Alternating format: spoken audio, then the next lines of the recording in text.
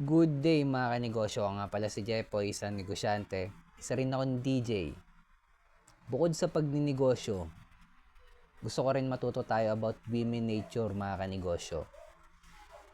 Dahil naniniwala ako, isa sa magpapabagsak ng binibuild nating empire, business, goals, ambition sa buhay ay maling pagpili na magiging kapartner natin.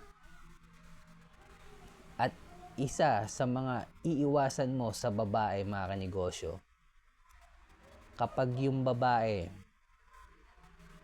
maagang nawala yung virginity niya,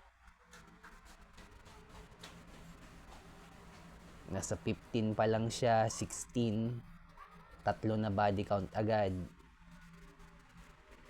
iwasan mo yan mga kanegosyo.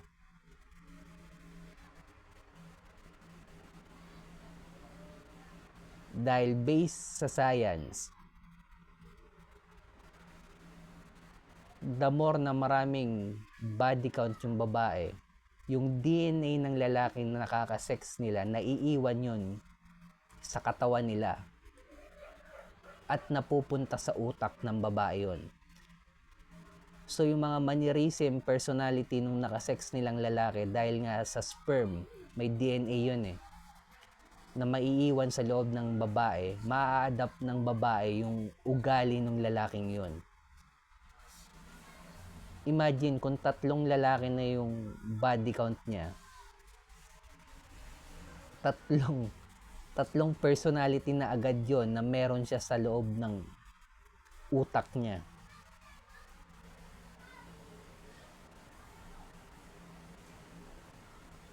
Facts po yan mga kanegosyo, pwede nyong i-research.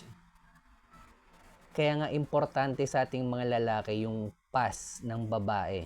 Siyempre hindi naman nila aaminin to, dahil ang akala nila katulad lang din sa ating mga lalaki, na the more na maraming body count, the more na tumataas yung value natin.